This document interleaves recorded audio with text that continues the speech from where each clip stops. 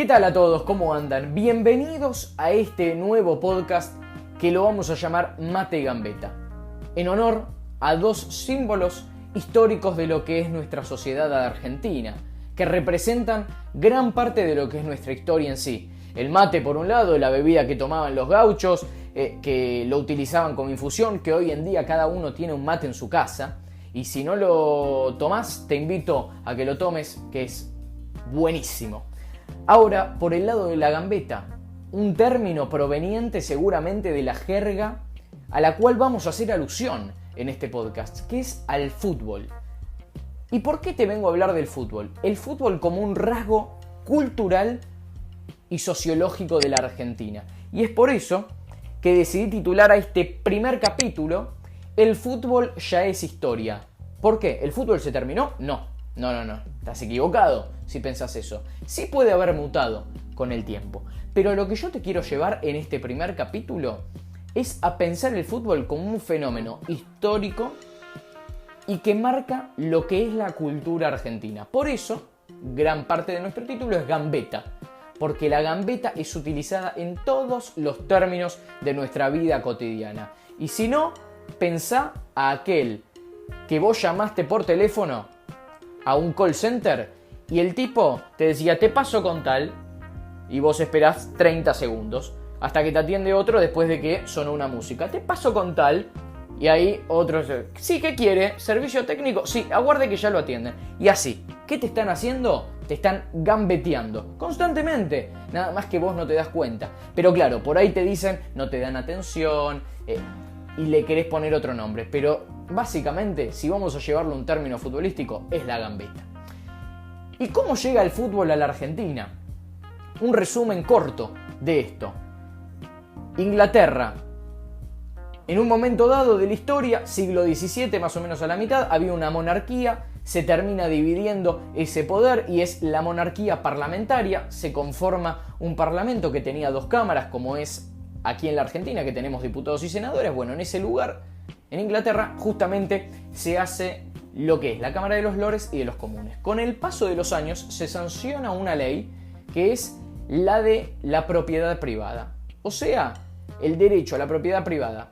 De esta forma, los dueños de las tierras eran dueños, obviamente, y todas las tierras que eran públicas pasan a manos del Estado.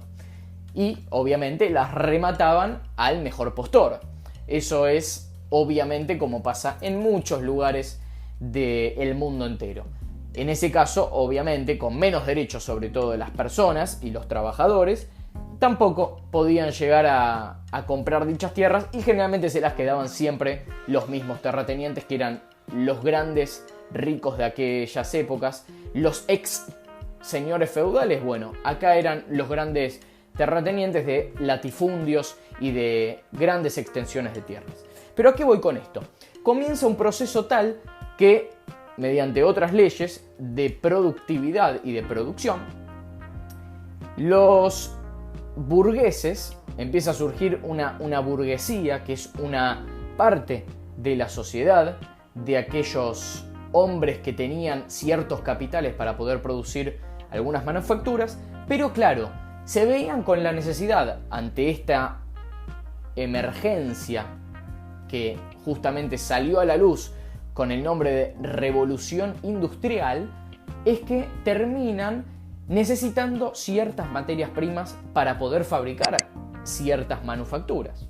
Entonces, con el paso de los años, ya llevándolos a lo que es la segunda mitad del siglo XIX, o sea, 1850 en adelante, la Argentina se termina conformando como un país independiente en 1816. Pasados casi 40 y pico de años, bueno, Argentina comienza a exportar en gran masa, comienza a exportar productos como materias primas a países europeos. En este caso, Inglaterra, que empezaba en un momento a conquistar determinados sectores alrededor del mundo, en este caso empieza un proceso que se lo llamó imperialismo a nivel mundial. ¿Qué era lo que hacía Inglaterra? Vos querías comerciar con un inglés, querías comerciar con una industria inglesa. Bueno, ¿qué pasaba?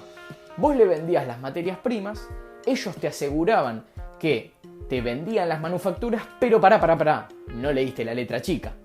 En esa letra chica decía que vos únicamente podías venderle tus materias primas a Inglaterra y ¿qué pasaba? Ellos sí o sí te vendían a vos sus productos manufacturados. Este contrato básicamente es el que firmó Argentina con Inglaterra. Argentina se empieza a conformar en lo que es el granero del mundo, que obviamente vos, si lees cualquier libro de historia, vas a encontrarlo como Argentina, el granero del mundo, como lo han dicho varios personajes en la historia de nuestro país. E Inglaterra nos traía los productos manufacturados. ¿Pero cómo los va a traer? Buena pregunta, seguramente te hiciste en tu cabeza. Inglaterra comienza a idear toda una serie de recorrido, por así decir, que después se terminan conformando en lo que ya son las vías de los ferrocarriles. Claro, ¿qué era lo que hacía? ¿Cómo llegaban los productos a Inglaterra? El proceso era el siguiente: se producían las materias primas en los grandes latifundios argentinos.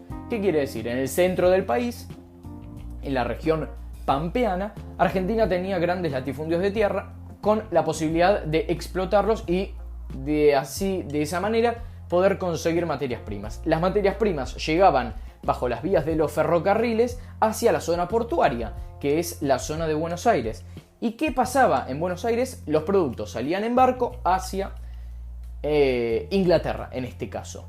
Sobre todo productos provenientes de las vacas, en este caso carne, y también lo que eran algunos cultivos como el trigo y otras plantaciones que teníamos aquí en la Argentina.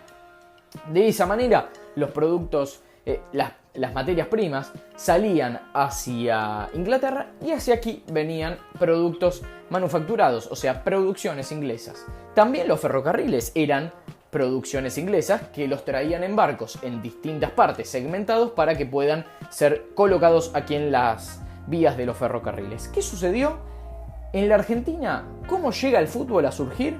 De la siguiente manera. En las zonas linderas a las vías del tren comenzaban a establecerse estos pasajeros, que no eran pasajeros, sino que eran empresarios que provenían de Inglaterra y empezaban a formar sus industrias, o sea, era como una segunda sede de una industria inglesa. Bueno, hacían su sede aquí en la Argentina. Entonces, de esa manera podían comprar las grandes producciones de materias primas y trasladarlas a la zona productiva, en este caso de manufacturas, como lo era en Inglaterra. En esas zonas aledañas a las vías del tren es que los hombres comenzaban a practicar ciertas culturas que también hacían en Inglaterra, años atrás, cuando ellos estaban establecidos en su país de origen. ¿Y qué era lo que sucedía? Comenzaron a practicar estos deportes, como el cricket, como el fútbol en este caso.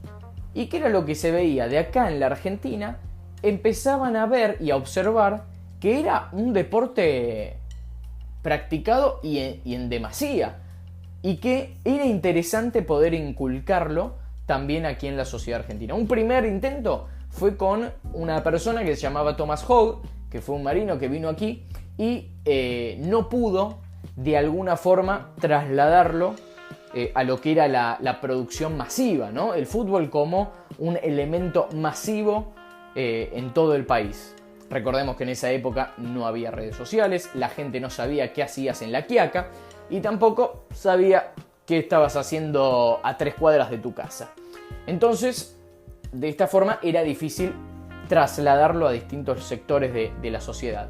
Unos años más tarde llega otra persona, que era un educador también proveniente de aquellas tierras, que era Watson Hutton, que comienza, con su rol como educador, comienza a ver que era un deporte que se practicaba y demasiado entre los obreros de las fábricas de aquí de la Argentina y entre otras personas.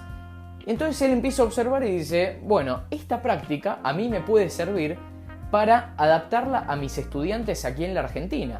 como un momento de esparcimiento y, ¿por qué no?, enseñar lo que era en ese momento la educación física, en este caso, meter al fútbol como una asignatura. Así, a gran escala, es como empieza a surgir el fútbol en la Argentina. En un próximo capítulo seguramente te contaré cómo fueron esos primeros equipos en la Argentina, también cuándo surgen los grandes equipos en nuestro país. Vos te imaginarás, Boca, River, Independiente, Racing, San Lorenzo, pero no fueron los primeros equipos que surgieron. Y hubo un primer gran equipo, que se llamó Alumni, que seguramente te voy a estar contando en otro capítulo, que tuvo un gran proceso dentro de lo que fue el amateurismo, el denominado amateurismo dentro de la Argentina, que seguramente te lo podré contar en otro capítulo de este podcast. Pero como te dije, la idea es hacer un abordaje histórico, la idea es que pensemos al fútbol como un capital cultural y, ¿por qué no?, algo más. La idea era dejarte, seguramente, para que pienses, ¿no? Y que tengas una herramienta de decir, entonces el fútbol no es únicamente patear una pelota con el pie y que entra un arco. No es que se posicionen 11 jugadores dentro de una cancha contra otros 11 adversarios y que cada tanto en un tiro de esquina se agarren o se escupan. No, el fútbol viene desde otro lado y tiene una lógica sociocultural y también económica que seguramente la vas a ir entendiendo al igual que lo hice yo con el correr de estos podcasts. Los dejo, espero que hayan disfrutado este primer capítulo, que también es como una forma de introducción, que decidí titularlo El fútbol ya es historia. Te invito a que también pienses qué cosas de tu vida forman parte de la historia cultural de la Argentina. ¿Cuántas cosas que vos haces en tu vida cotidiana son parte de lo que nos inculcó la sociedad argentina como somos, como personas? El fútbol ya es historia dentro de tu vida.